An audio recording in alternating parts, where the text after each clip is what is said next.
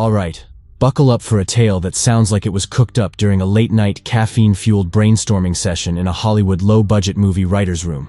We're diving into a story that kicks off in a military research center, where our hero, a lieutenant who's probably played by an actress who's too good for this script, is doing her daily snooze fest of a job inspecting military satellites.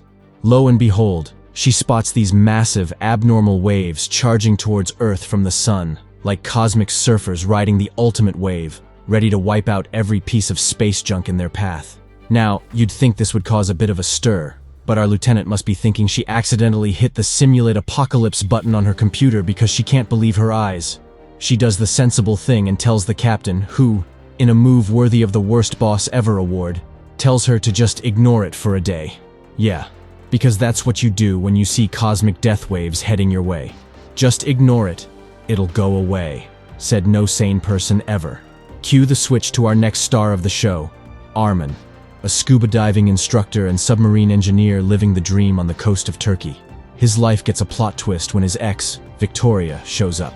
She's a marine biologist planning to dive deep into the ocean near the Incirlik Air Base with a team of 5, and has everything sorted except for, a submarine, and someone who actually knows how to lead a team underwater. Arman's initial reaction to joining the dive, especially when he finds out his estranged millionaire dad is sponsoring it, is a hard pass. But, because this story loves a good cliché, he changes his mind, hoping to stick it to his old man. When he goes to tell Victoria he's in, surprise, surprise, he meets her fiancé, Freddie, and awkwardness ensues. Meanwhile, our lieutenant, who's been left to stew in her own anxiety over the sun's death waves, does the only logical thing. She calls her mom and tells her family to go underground because, apparently, that's a standard response to cosmic threats in this universe. Then, in a scene straight out of a spy thriller, she outsmarts 2 soldiers and escapes in their car, because why not? As we hit the climax of our preposterous plot, the submarine gang, including Arman, his best buddy Benson, a random foreigner Felix, and a college kid named Rana, embark on their underwater adventure. They're all giddy with excitement, unaware that back on land, the world's probably ending. Freddie, playing the role of tech support from the ship, and Victoria have a tearful, or not, goodbye, and the team descends into the deep blue. Things are going swimmingly, pun intended, until Arman notices it's brighter than it should be down in the ocean's equivalent of a blackout curtain. Deciding he's not signed up for a sci-fi horror scenario, he pulls the plug on the expedition, and they head for the surface, presumably to find out whether they still have a planet to call home. After what feels like a millennium underwater, our heroes surface, only to find that their ride ditched them. Arman, trying to get the ship's attention by yelling, as if the crew could hear him over the sound of their own abandonment issues. With no Uber in sight, Felix pilots the submarine closer, and Arman, in a move that would make a pirate proud, climbs aboard using a rope. He and Victoria are the first to board the ghost ship, finding it emptier than a politician's promises. They scour the ship, probably half expecting a surprise and a birthday cake to pop out. But nope, the crew bailed faster than a teenager at a family gathering. In the control room, they stumble upon Freddie's Goodbye Cruel World video, where he dramatically reveals that the sunrise is now a lethal weapon, turning people into toast faster than you can say SPF 100. Apparently, Freddie and the crew have decided to play hide-and-seek in a bunker where the sun's rays are RSVP denied. Without pausing to ponder the irony of running away from sunlight, Arman and Victoria grab supplies and head back to the submarine, informing their bewildered crew about their new beach bunker getaway plan. As they reach the shore, they're greeted not by welcome cocktails but by another submarine that makes theirs look like a bathtub toy. A squad of soldiers emerges, and after a brief, "Oh, you survived too?" exchange, the 2 groups decide to team up because, why not? Misery loves company. Then, in a twist that's less surprising and more, oh, really? Victoria's satellite phone buzzes with a video of Freddie, looking like he's auditioning for a disaster movie, sprinting towards the bunker. The backdrop? A chaotic montage of people embracing in a deadly group hug. Our intrepid group splits up to play Find the Living, combing the city for anyone who hasn't turned into a human barbecue. The trail of crispy bodies leads them to a church, a macabre tableau of last hugs and prayers. Just as Victoria's hope meter is hitting empty, news comes of a man found in a bank vault, cooked well done but still ticking. Arman's interrogation yields a clue as vague as a horoscope. prompting the commander to give the man a mercy bullet. Because in this story, that's apparently the humane thing to do. Now on a tight deadline, Arman and Victoria are given 30 minutes to find Freddy or be forever guests on Gilligan's Island, Apocalypse Edition. Miraculously, Victoria spots a landmark from Freddy's video, and they race to the bunker, presumably to find Freddy, or at least the next plot twist.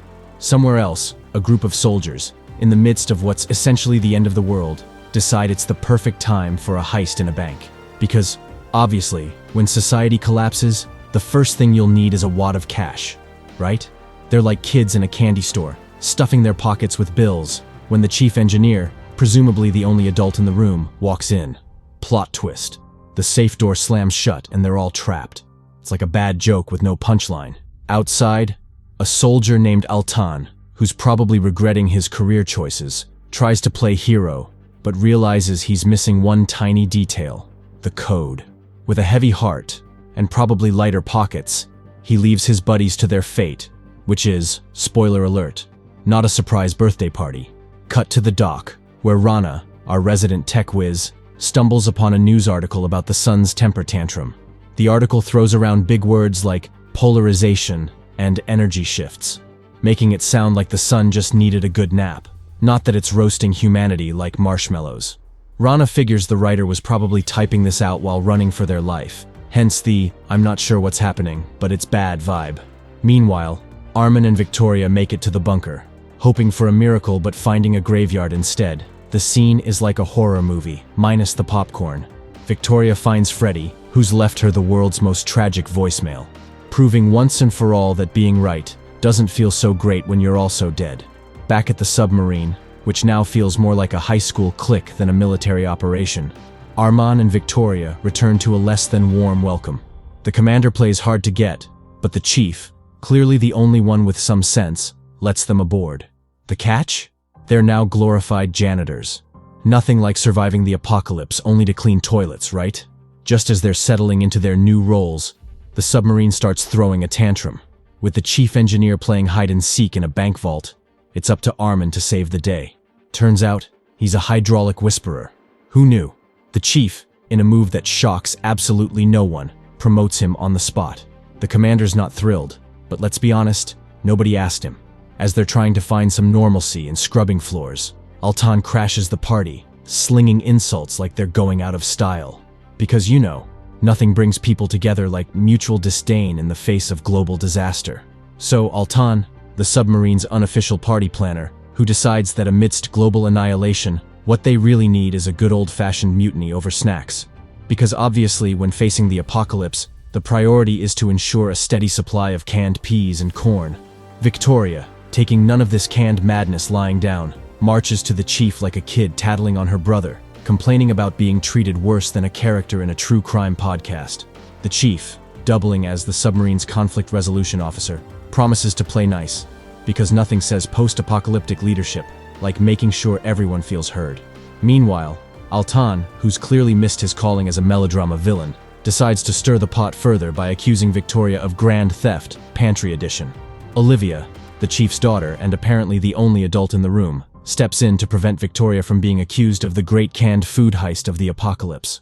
But Altan, not one to be deterred by logic or authority, decides to rally the troops for a good old-fashioned witch hunt against Arman and his merry band of survivors. The chief, however, isn't having any of it, and tells Altan to cut out the reality TV antics.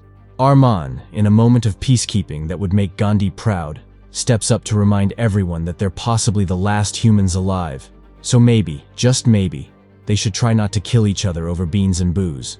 This speech miraculously turns the tide, and the commander suddenly sees Arman not as a freeloader, but as a beacon of hope. Just when you thought things couldn't get more Lifetime movie-esque, Felix spots a soldier casually contemplating a grenade, like it's a philosophical question. Because when you're bored in a submarine, who needs video games when you can play hot potato with live explosives?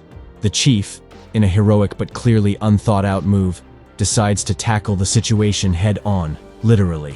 He and the grenade-happy soldier have a final standoff, resulting in an explosion that adds interior decorating to the crew's list of post-apocalyptic skills. Post-explosion, the crew's DIY skills are put to the test as they attempt to fix a hole in the control room floor. But this isn't just any hole. It's a stubborn, water pressure-defying hole that refuses to be patched up. Enter Olivia, the grieving yet determined daughter, ready to assist Arman in an underwater mission that sounds more like a setup for a romantic subplot than a repair job. As they venture outside, Olivia faces her own nemesis, a fish with a vendetta, leading to a dramatic underwater chase for her father's last gift. Because naturally, what this story needed was a fish-induced crisis. When Olivia goes MIA in pursuit of her necklace, Arman becomes an impromptu rescue diver, adding yet another job title to his post-apocalyptic resume. The two find each other, but, in a twist no one asked for, they struggle to find their way back to the submarine, because apparently getting lost is the theme of the day.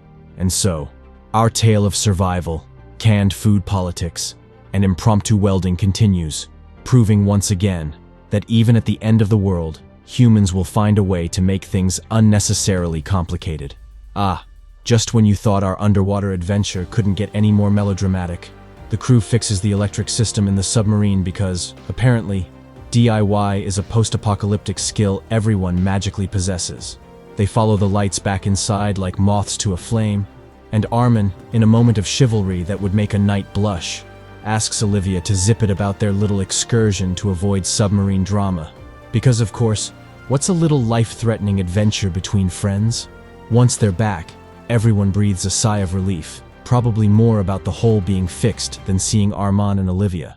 The water inside the submarine decreases, and for a moment, everything seems less Titanic-y. Cut to the next night, when they miraculously find an army base to raid for supplies, because in the apocalypse, shopping malls are so last season.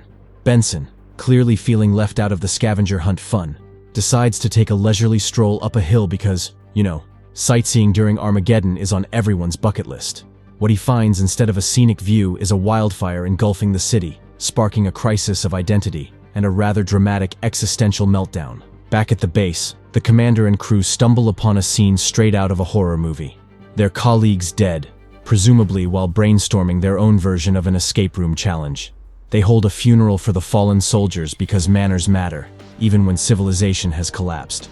In a twist that would make a chef weep, Alter and Olivia discover that the apocalypse has not only taken away their safety, but also the taste of food. It's like the sun decided if it was going down, it was taking flavor with it. But before they can become food critics of the apocalypse, they're distracted by a noise outside. Meanwhile, Victoria and Benson are playing doctors in the health center, where Benson decides what this situation needs is a little self-medication. Because why face the apocalypse sober when you can be high, and possibly hallucinate? A better scenario. Felix, feeling nostalgic, reminisces about the good old days of pre-apocalypse life and a lost silver flashlight. Because sentimental value trumps survival logic. His trip down memory lane is cut short when he spots an uninvited guest sprinting out of the submarine. In a move that screams stranger danger, Felix and Arman rally the troops, and the episode cliffhangers with them, surrounding the mysterious stranger.